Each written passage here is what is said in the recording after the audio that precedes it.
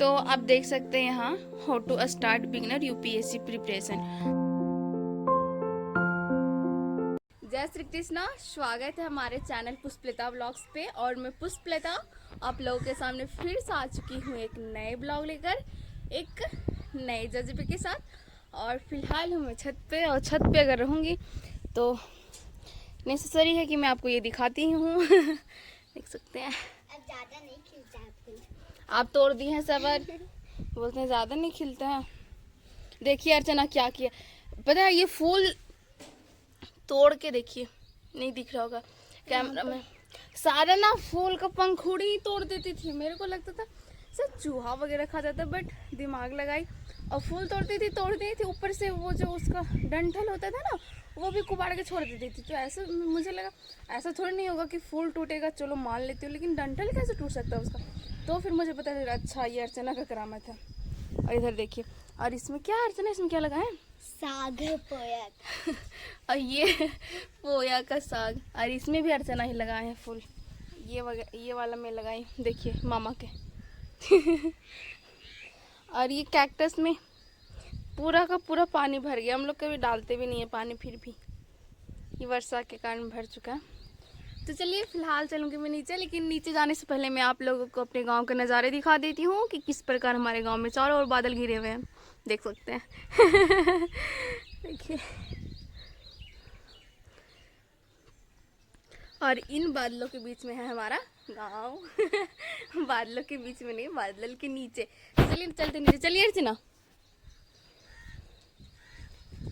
देखिए मामा के, तो चलिए चलते हैं नीचे। रेलगाड़ी छुक छुक छुक, रेलगाड़ी छुक छुक छुक। आ भी गए नीचे। अब मम्मी देखिए, मम्मी खा रहे खाना, सब्जी रोटी, और अभी मैं भी खाऊंगी खाना। आज खाना में क्या है चलिए दिखाती हूँ। दाल, सब्जी का कलर अलग लग रहा है कैमरा में। बेटा ऐसा कलर नहीं है। और इधर है चावल तो आप लोग देखें, दाल अधिक में, इधर दाल में अधिक ये पीस दी थी तो रख दी थोड़ा। तो अब हम लोग खाएंगे, क्या खाएंगे अर्चना? खाना। तो आप लोग भी आइए फटाफट से खाना खाने। तो फाइनली मैं खाना वाना खा के और आ चुकी हूँ रूम में पढ़ने के लिए। नहीं देख सकते हैं मैं कार्टून देख रही हूँ आज। बहुत दिनों के बाद आज कार्टून देख रही हूँ।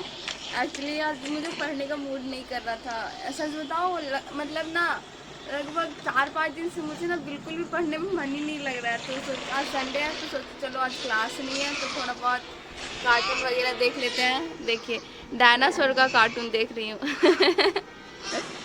ताकि डायनासोर के बारे में कुछ पता भी चल जाए और इंटरेस्टिंग भी रहे, तो इसी वजह से तो फिलहाल तो मैं कार्टून ही देखूंगी लगभग पौने 1 घंटा का। तो वही देख के उसके बाद ही स्टडी टेबल पर पहुंचेंगी। तो चलिए आप हमारे ब्लॉग में कंटिन्यू बने रहिए। और आप लोग संडे के दिन क्या क्या किए कमेंट करके भी ज़रूर बताएं, और हमारे चैनल को सब्सक्राइब कर। साथ में आज ले आई हूँ बिस्किट और लेस। अर्चना अपने लेके चले गए क्योंकि वो नहीं देख रहे हैं, मैं ही सिर्फ देख रही हूँ। तो आज मैं नहीं लाई हूँ, अर्चना लाए बिस्किट और लेस। क्योंकि अगर देख रही तो हॉल का मजा लेके देखूंगी ना, ऐसा थोड़ी नहीं सिर्फ देख रही हूँ नहीं, देख रही हूँ तो इंटरेस्टिंग के साथ देखूंगी। तो चलिए ये बिस्किट आपके लिए, लेस अभी फाड़ी नहीं हूँ, लेस एक आप लोगों के लिए, एक मेरे लिए। और देखिए अभी स्टॉप की हूँ क्योंकि वीडियो रिकॉर्ड कर रही थी तो आवाज़ ज़्यादा जा रहा था। चलिए आप लोग फटाफट से आ जाइए। डैड, कुछ गड़बड़ है। एलाडार, सूर्य कहाँ है? वो ऊपर है पेड़ पे। ये देखिए जब मैक्सिको की खाड़ी में गिरती है ना उल्कापिंड, मैक्सिको की खाड़ी में जब उल्कापिंड गिरता है वहाँ का सीन यहाँ इसमें दिखा रहा है, जिसमें डायनासोर का अंत होता है, देख सकते हैं। और हमारा मैक्सिको कहाँ है मैं आपको बताती हूँ। जब उल्कापिंड गिरा था और मैक्सिको में डायनासोर का मतलब अंत हुआ था, देखिए ये है, वेट ऐसे अच्छे से क्लीन नहीं दिख रहा। ये है मैक्सिको की खाड़ी, यहीं पे गिरा था उल्कापिंड जब डायनासोर का अंत हुआ था। देख सकते हैं मैक्सिको की खाड़ी यही है, वही सीन यहाँ पे अभी जस्ट दिखा रहा है। देखिए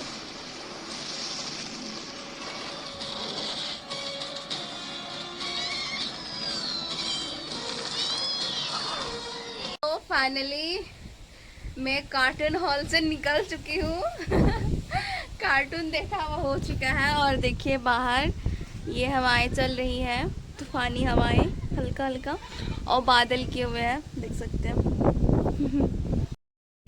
देखिए कितना बादल किए हुए, बहुत ज़्यादा हवा भी बहुत चल रहा है। अभी जब वीडियो रिकॉर्ड करना स्टार्ट की ना उस समय से ज़्यादा चलने लगा, उसके पहले कम चल रहा था। तो चलिए बहुत ज़्यादा आज मैं मूवी हॉल में रह चुकी हूँ, अब मूवी हॉल से बाहर आती हूँ और अब चलती हूँ स्टडी टेबल की ओर। लेकिन स्टडी टेबल पे जाने से पहले मैं आप लोगों से आज शेयर करने वाली हूँ कि जो भी यूपीएससी के फील्ड में फर्स्ट टाइम उतरते हैं, जो भी बिगनर होते हैं, उनके पास एक ही प्रॉब्लम होता है कि कौन सा बुक पढ़ें, शुरुआत कौन से बुक से करें, क्योंकि उन्हें इतना नहीं पता होता है कि कौन सा बुक बेटर रहेगा पढ़ना जिसमें बोर महसूस ना हो। तो आज मैं इस टॉपिक को कवर करने वाली हूँ कि आप अगर यूपीएससी के फील्ड में उतरे हैं तो कौन से बुक से प्रारंभ कर सकते हैं स्टडी करना। तो चलिए आप हमारे ब्लॉग में कंटिन्यू बने रहिए, आपको मिलने वाली एक नई जानकारी। तो चलते हैं टेबल की ओर। देखिए यहाँ सारा किताब का भी रखा हुआ है, इसको मैं थोड़ा अंदर रखूँगी क्योंकि आज घर की हुई थी सफाई। तो घर की सफाई होती है तो ये नीचे रहता है तो पानी से भीग जाएगा। तो चलिए टेबल पे आने से पहले भगवान जी को प्रणाम करती हूँ। भगवान जी ऐसे ही कृपया बनाए रखना, और मैं ये नहीं कहती कि मुझे ये दिलवा दो वो दिलवा दो, बस मैं भगवान जी से यही प्रार्थना करती हूँ कि मुझ में इतनी रुचि डेवलप कर दो कि मैं पढ़ने के लिए पागल हो जाऊँ। तो चलिए चलते हैं टेबल की ओर। तो आप देख सकते हैं यहाँ how to start beginner UPSC preparation. जो भी बिगनर है, जो भी यूपीएससी के फील्ड में उतरना चाहते हैं, वो यूपीएससी का प्रिपरेशन कैसे करें, तो मैं अपने अनुसार बता रही हूँ। और आप अगर जो आईएएस बन चुके हैं, आईपीएस बन चुके हैं, उनका भी स्ट्रैटेजी देखिएगा तो कुछ इस प्रकार ही आपको देखने को मिलेगा। या फिर कोई संस्थान के टीचर या कुछ भी, कहीं से भी आप देख लीजिए, आपको इसी टाइप में देखने को मिलेगा। तो हमें 4 स्टेप इसमें फॉलो करने हैं, first, second, third and fourth. तो फर्स्ट में देख सकते हैं हमारा है हिस्ट्री। हमें हिस्ट्री सब्जेक्ट से स्टार्ट करना, क्योंकि हिस्ट्री एक ऐसा सब्जेक्ट है जो एक कहानी के जैसा, स्टोरी के जैसा कनेक्टेड होता है। तो हम हिस्ट्री से स्टार्ट कर सकते हैं। इससे होगा ये कि हमें जो पढ़ने का आदत होता है वो थोड़ा धीरे धीरे डेवलप होगा, क्योंकि हमारे पास इतने आदत नहीं होते कि हम दिन में 10 घंटे 8 घंटे पढ़ सके, ऐसे नहीं होता। तो हमें धीरे धीरे रुचि डेवलप करना होगा स्टडी में। तो उसके लिए हम हिस्ट्री से स्टार्ट कर सकते हैं। हमें फर्स्ट में हिस्ट्री सब्जेक्ट को उठाने हैं, वो भी क्लास 6 का एनसीईआरटी। क्लास 6 का एनसीईआरटी जो एशियंट हिस्ट्री के बारे में बताया गया, मोहनजोदाड़ो या चोल वंश वगैरह कुछ कुछ बताया गया। तो आप 6 क्लास का एनसीईआरटी फर्स्ट में उठा सकते हैं। जब आप फर्स्ट टाइम यूपीएससी के फील्ड में उतरे हो तो आप 6 क्लास का हिस्ट्री एनसीईआरटी उठाइए। उसके बाद आपका हिस्ट्री एनसीईआरटी कवर हो जाता है, या फिर आप 2 सब्जेक्ट लेके चल रहे हैं, तो उसके बाद हमें लेने पॉलिटी सेक्टर में, वो भी हमें 6 क्लास के एनसीईआरटी बुक लेने हैं। इससे क्या होगा ना कि बहुत सारे लोगों में ये तो है कि एम लक्ष्मीकांत पढ़ना ही पढ़ना है। बहुत सारे लोग एम लक्ष्मीकांत पढ़ते हैं, बहुत सारे लोग नहीं पढ़ते हैं।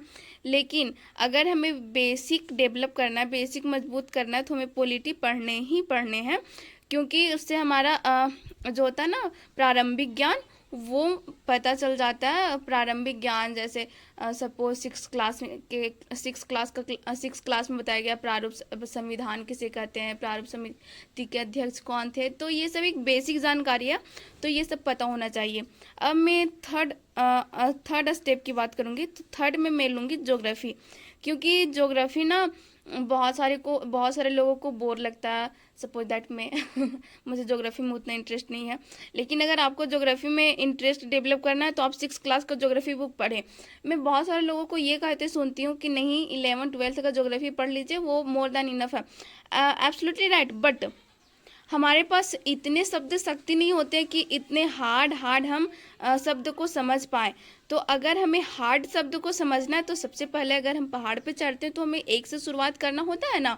तो बस उसी प्रकार से अगर हमें ज्योग्राफी को अच्छे तरीके से समझना है, ज्योग्राफी का लैंग्वेज ना 11th-12th में थोड़ा हार्ड है। मैं पढ़ी हूँ तो देखी हूँ, इसी वजह से मैं आपको बता रही हूँ कि ज्योग्राफी का 11th-12th में शब्द थोड़ा हार्ड है।